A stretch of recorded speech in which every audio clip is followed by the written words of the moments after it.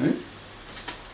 Okay, so that's the nature of H.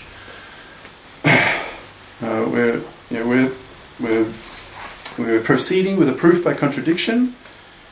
We've assumed the opposite of what we want to prove. What we want to prove is that the language A suffix TM is undecidable. And so by negating that, we assume that ATM is decidable. Therefore, there is a Turing machine that decides it. That's H. And we've been specifying the properties of H. Basically this. Okay? All right. Now,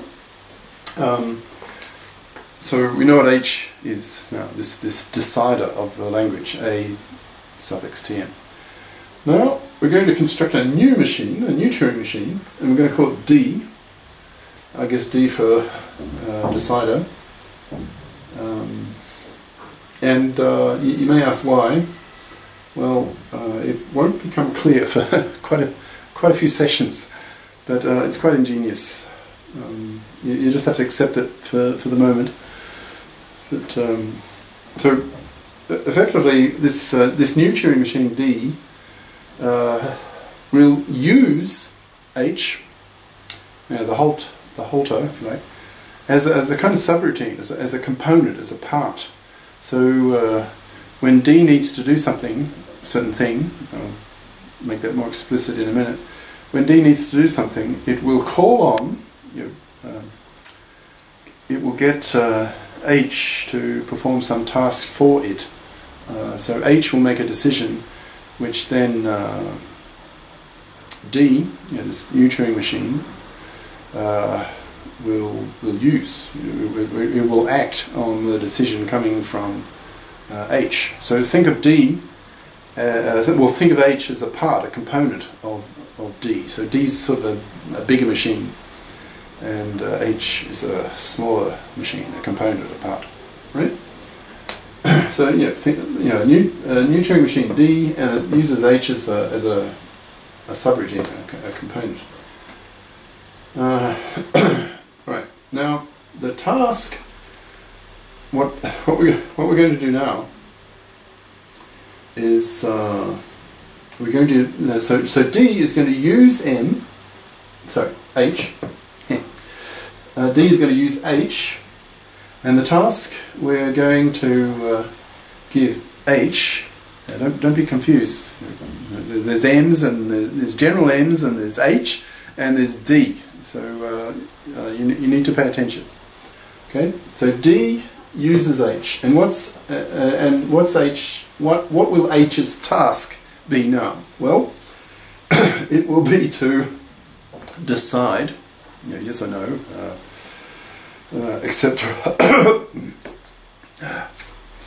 Damn flu. To accept irritating throat. So the task of H will be to accept, yes or no, whether the go back here. This is what H does. Okay, it accepts this string. This string contains information about a machine, and you have some arbitrary Turing machine M and some string W. Okay, and H will accept if M accepts W, and H will reject if M does not accept W. Okay, that's what H does. All right. Now, what we're going to do here is the W, the string that goes in, is going to be the description of M. Okay. You may find that a little odd. A machine accepting or rejecting a description of itself. Interesting notion. Okay. But so the new element entering here, these few lines here, is that the W here is going to be a description of M. So it would be angular brackets with M in the middle. Okay. So you know, here, this is your W now. It's this encoded representation of the information about the Turing machine. You know, full formal description, if you like. The Turing machine. What's that, 7 tuple? Okay, so D will call on H, and H will reply yes or no, accept or reject, whether the machine M will accept or reject this string, which is a description of M. It's the same M. Okay. Now this is the machine, the actual physical machine, if you like, and this is a description of it. You know, the angular brackets, okay, in string form, one-dimensional. Okay. Now, okay, so D calls on H to accept or reject whether M accepts or rejects the description of M of itself, and whatever that decision is, you know, does H accept or reject, D will do the opposite. So in other words, if M accepts, hold on, if M accepts, therefore H accepts. That's interesting. Put that in. So if M accepts, if M accepts, H accepts. Okay, and D does the opposite of H. So whatever H does, D does the opposite. So if H accepts, D rejects.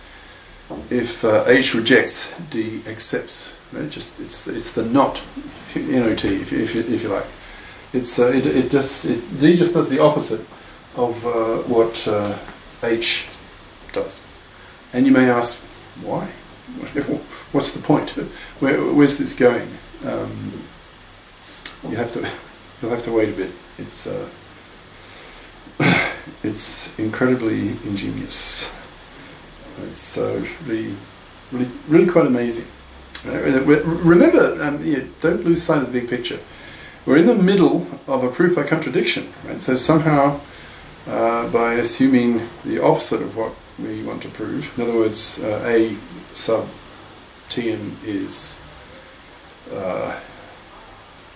decidable, then given that assumption, we somehow or another we have to derive a contradiction. We've got to get something that doesn't fit, that's contradictory somehow, that illogical or something.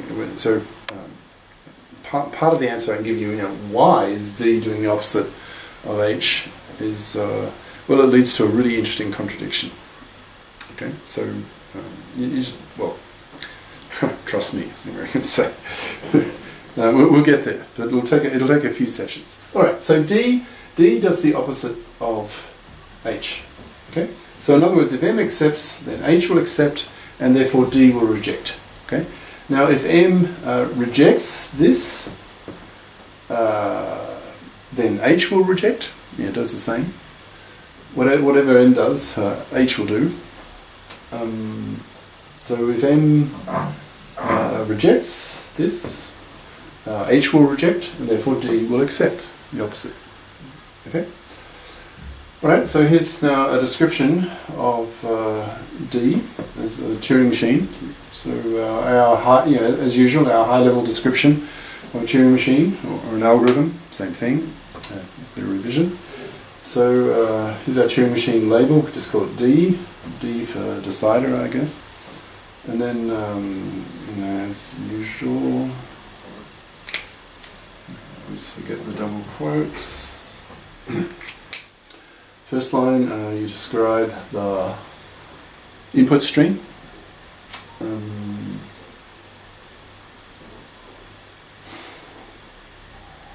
So D has as input the description of M, which it passes on to H, which goes to the machine M. Right? And then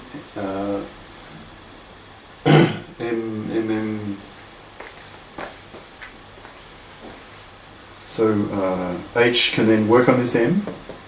Right? You can, the description of M goes into D, which gets passed on to H, which is sort of subroutine or a component, a part, if you like. And so the information about M, the Turing machine, can be extracted. Or you wouldn't even need to do that, actually. You just concatenate it with